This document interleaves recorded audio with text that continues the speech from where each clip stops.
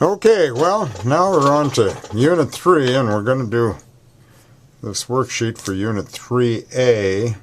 And so it says write as a decimal. Okay, so and we've got 0.31%. Well, that's the same as we can do dimensional analysis on that. And let's see. So we'll multiply by 1 in the form of 0.01 is the same as 1%. Now the percent symbols divide out, and we multiply 0.01 times 0.31, so we're going to have 4 decimal places here, and 0, 0, and 3, 1, and we're done, and looks like that's B. For number 2, it says write as a fraction. So this was 1, we'll do 2.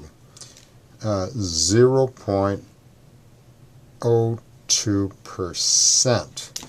Well, dimensional analysis again, so let's see, that's going to be 1 corresponds to 100%. We just multiplied by 1 in the form of 1 over 100%. Now the percent symbols divide out, and this equals 0.02 over 100.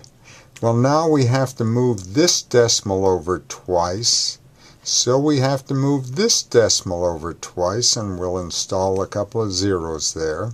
So now we have 2 over 10,000, and 2 goes into 10 5 times, so we have 1 over 5,000, and that is, C is our option. So let's move on to the next question. By the way, you know you can stop this video anytime and back up and revisit anything you need to do.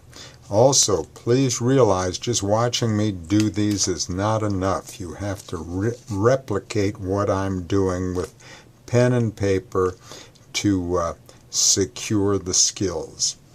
Okay, number 3. A equals 81 pi square feet is the area of a circle with diameter 18 feet. B equals 324 square feet is the area of a square with sides of length 18.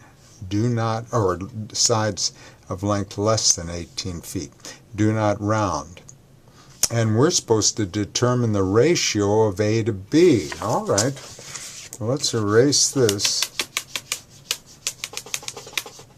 So this is 3, and the ratio of A over B equals 81 pi over 3 to 4, and 81 goes into 324 4 times, and 1 times pi is pi, and we have 4 downstairs, and we're done, and B is our guy.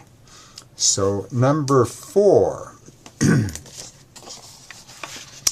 $979 equals what percent of $1,856? So let me show you do it in this way. 1856 times what percent? WP equals 979. Is corresponds to equals, of corresponds to multiplication.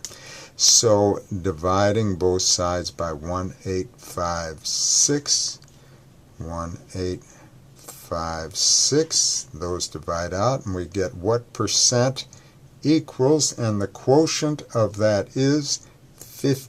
52.7, which is D.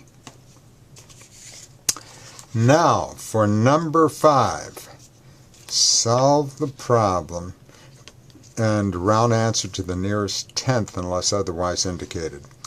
Carlson has saved $564 at the bank. He wants to save $2,030 for a trip to Alaska. What percent of his goal has been reached? Okay, well, it's a problem similar to what we just did. So this is number 5.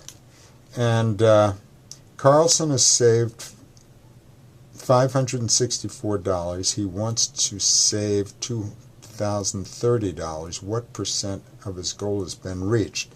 In other words, 2,030 times what percent equals 564. We'll divide both sides by 2030. 2030. And so what percent, and that quotient is, and if we were, that quotient is 0.278, and if we multiply by change that to a percent, that's going to be 27.8%. And we're done, and that is selection C. And let's stop for now. We'll have part 2.